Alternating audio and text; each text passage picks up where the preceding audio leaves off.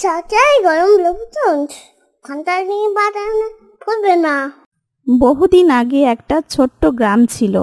সেখানে কয়েকটা মাত্র পরিবার বাস করত। তাদের মধ্যে একটা ছোট পরিবার ছিল যতীনদের। মা হারা যতীনদের একমাত্র আপন বলতে ছিল তার বাবা। নানা অভাব অনটনের মধ্যে জীবন যাপন করত তারা। জঙ্গলে কাঠ বিক্রি করে তাদের সংসার চলত। বুঝলি বাবা যতীন, ভাগ্যি আমাদের নিয়ে কি পরিহাস করিতেছে। এভাবে জীবন চলে না রে। কেন বাবা অমন করে কথা বলতিস কেন? এত খাটাখাটি করি সংসারে একটু আলোর মুখ দেখতে পাইনি।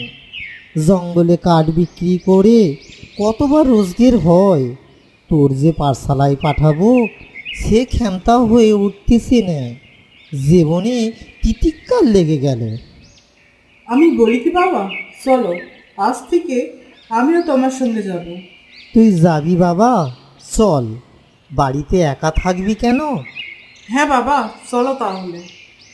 জীবন ফুইরা যায় রে বন্ধু, জীবন ফুইরা যায়। অভাবেরই সংসারেতে কপাল ফুইরা যায়। জীবন ফুইরা যায় রে বন্ধু, জীবন ফুইরা যায়। অভাবেরই সংসারেতে কপাল ফুইরা যায়। কবে দেখব সুখেরি মুখ এ জগত সংসারে, কবে দয়াল পাবো দেখা, দয়া করো আমারে। হাঁটতে হাঁটতে তারা জঙ্গলে এসে পড়ল। বাবা যতীন, আমরা জঙ্গলের অনেক ভিতরে এসে পড়লাম। আমি কাঠ কাটি আর তুই ওগুলো গুইছে রাখ। হ্যাঁ বাবা আমি গুইসে রাখছি।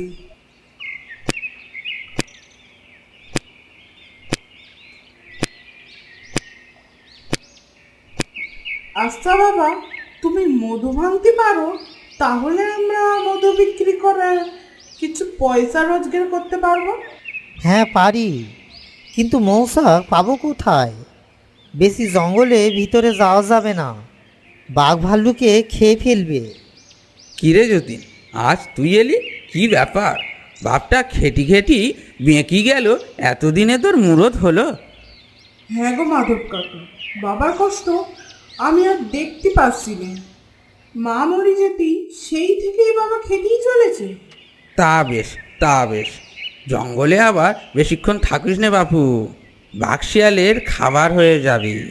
না না, বেশিক্ষণ থাকবো নি, কাট কাটা হয়ে গেলেই চলিয়ে যাব।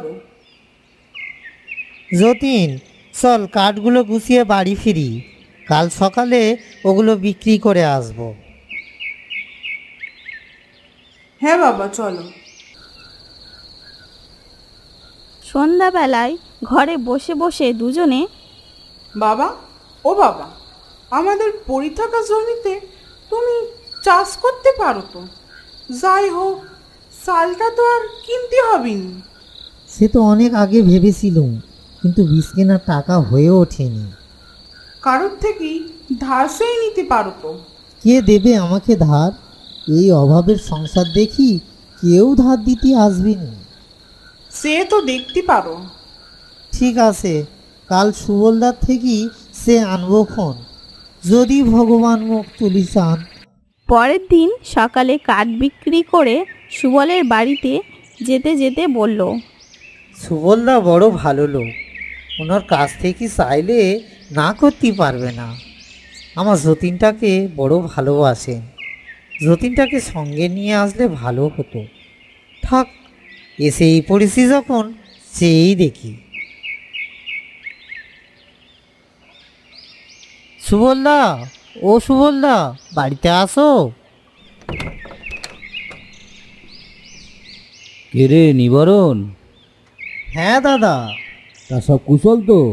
হ্যাঁ, ওই চলতিছে। যতীন কোথায়? ওকে নিয়ে আসিসনি কেন? ও বাড়িতে আছে, আমি সোজা বাজার থেকে আসতেছি। ও তা ভালো কথা। কিছু বলবি? বলতেছিলুম, কিছু পয়সা ধার দেবে দাদা? আমি কয়েকদিনের ভিতরে ফেরত দেব। পয়সা পয়সা দিয়ে কি করবি? কোথাও যাবি নাকি? না না, যতীনটা বলতেছিল আমার পড়ে থাকা জমিতে চাষ করতে, তাই ভাবলাম। তা ভালো কথা, এই নে ধর। ফসল উঠলে তোমার টাকা ফেরত দিয়ে দেব। তা হবে কোন, তুই যা, মন দিয়ে চাষবাস কর। যাই, ঘরে গিয়ে যতীনটারে বলবো, ও শুনে খুব খুশি হবে। যতীন, বাবা যতীন, এই দেখ বাবা, সুবলদার থেকে টাকা ধার করে এনেছি, কাল থেকে তাহলে চাষ শুরু করে দিই। কেউ আছো বাবা? আমার দুটো খেতে দেবে বাবা, দুদিন খাইনি, বড্ড খিদে পেয়েছে। হ্যাঁ বাবা, এসো। এই যতীন, এক গ্লাস জল এনে দে তো। এই নাও জল। খাবার বলতে রান্না এখনো হয়নি, তুমি বাবা ততক্ষণ মুড়ি বাতাসা খাও। দুজনে থাকি, এই মা মরা ছেলে আর আমি, বাজার থেকে এসে রান্না চাপাই। তুমি বাবা বসো, আমি এক্ষুনি রান্না করে আনতেছি। তোরা সব দয়ালু, ঈশ্বর তোদেরকে মঙ্গল করবেন। এইটুকু আশীর্বাদ করলেই হবে। দুপুরে একসঙ্গে বসে তিনজনে খাবার খেতে খেতে তুমি তো বাবা ভালো রান্না করো, একটা খাবারের দোকান খুলতে পারো তো।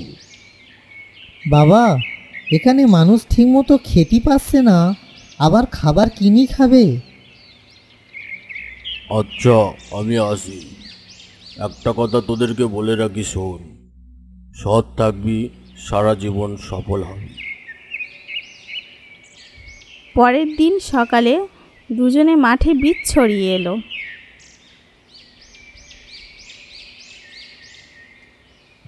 দেখতে দেখতে কিছুদিন পরে সোনার ফসলে ভরে উঠল।